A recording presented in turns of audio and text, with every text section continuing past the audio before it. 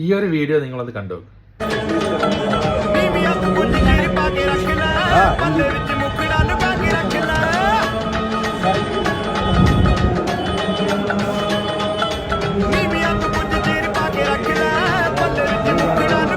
ഇപ്പം കുറേ കാലമായി സോഷ്യൽ മീഡിയയിൽ ഏറ്റവും കൂടുതൽ അറ്റാക്ക് കിട്ടിക്കൊണ്ടിരിക്കുന്നത് ഇന്ത്യക്കാർക്കെതിരെയാണ്.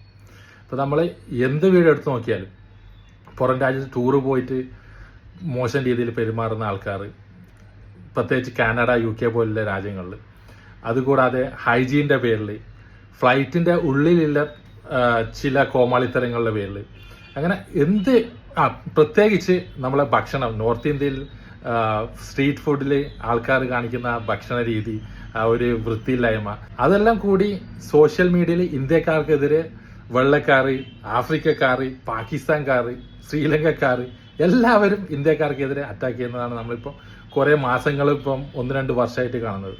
ഇപ്പം ഇതും കൂടിയേ അതിന് ബാക്കിയുണ്ടായിരുന്നല്ലോ. ഒരു വെളുത്ത ഗോഡ്, വെളുത്ത ദൈവം, ഇന്ത്യയിൽ ടൂറിന് വന്ന ഒരു വെള്ളക്കാരൻ ഇപ്പോൾ ഇന്ത്യയിൽ ദൈവം.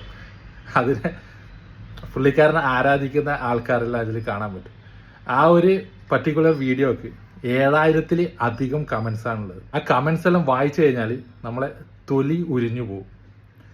നോർത്ത് ഇന്ത്യക്കാരെ പ്രത്യേകം അറ്റാക്ക് ചെയ്യുന്നില്ല, ഈ എല്ലാത്തിനും മെയിനായിട്ട് ആൾക്കാർ നോർത്ത് ഇന്ത്യക്കാരാണെങ്കിലും കേരളത്തിലും ഈ ഒരു ആൾദൈവത്തിൻ്റെ ഇത് കുറവൊന്നല്ല. കുറേ കാലം കുറേ മുന്നേ നമുക്ക് സോഷ്യൽ മീഡിയയിൽ ഇങ്ങനെ സ്ട്രോങ് ആയി വരുന്നതിന് മുന്നേ മാതാ അമൃതാനന്ദമയെല്ലാം ഭയങ്കര സ്ട്രോങ് ആയിരുന്നു കേരളത്തിൽ. പുള്ളിക്കാരത്തിനെല്ലാം ആരാധിക്കുന്ന ഒരുപാട് ആൾക്കാരുണ്ടായിരുന്നു.